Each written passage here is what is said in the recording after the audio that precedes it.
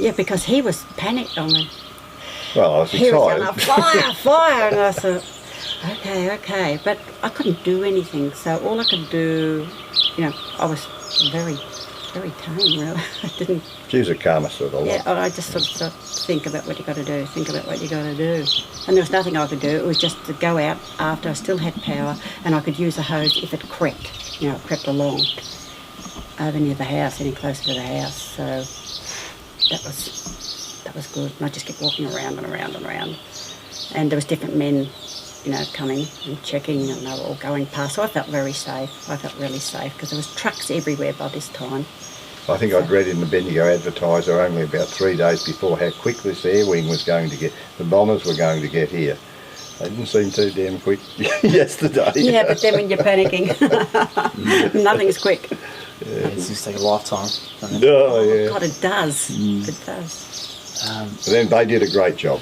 They were fabulous. The air wing did a great job. And we had water so close for them, down there at that dam, our dam, and White Box's dam, and down at the pump shed, the fire trucks could connect up to the main channel, couldn't they? Yep.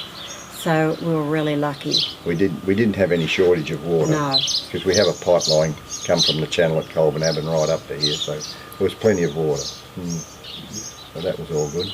What stage was it that you realised that the bulk of the blaze had passed you and that the house had been saved? I didn't take too much notice because the minute I knew the house and the sheds were safe, I was working on the vineyard, so I didn't know where the fire had gone after that.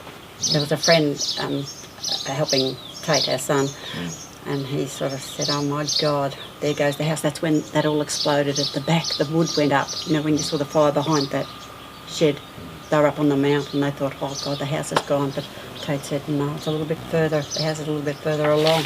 We had a huge pile of treated pine posts. With the vineyard every year, a certain number of posts are broken when you're harvesting, and we had a huge pile, 12 years supply of pine posts. And they just went woof, they exploded, yeah. How close was that to the offices? That'd be 150 metres away. Yeah. But they watered down the shed and put water in the guttering, and so there's always a tap at the chemical shed for washdowns. So no, we're pretty good with water, weren't we? Yep.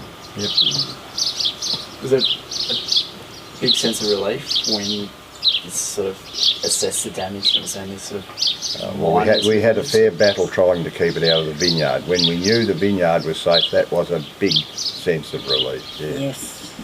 Yeah. And to our neighbours who had sheep in property. Yeah. On the other side.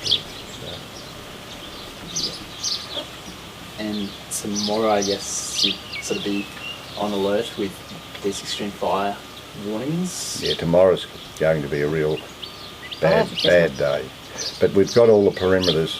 CFA and DS&E have done a great job. They've all done a great job, and they're still working flat out today. Yeah, no, they're brilliant. Yeah, so that's all been good.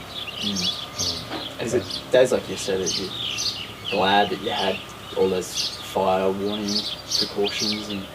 Well, you don't need fire warning precautions, you just know. I think as long as everyone takes precautions around their house yard and their sheds, they can beat most fires if they've got it clear around their property. Very important. Yeah. That saved their vineyard. The tank on behind my ute and my neighbour, Roger Kemp, with the tank behind his ute, actually saved our vineyard because none of the trucks had got here at that stage. None of the CFA trucks had got here. But well, look, no property's been lost. A few stock have been lost, but a lot of miles and miles of fences have been lost. Everyone's finished their harvest. As far as I know, everyone's finished their harvest, so there's been no crops lost. It's purely fencing is the big loss. And when's the vintage here? March we harvest. Yeah. And the good thing there is none of the grapes have gone into veraison yet, so that means that they won't get tainted by smoke taint and that sort of thing. Right.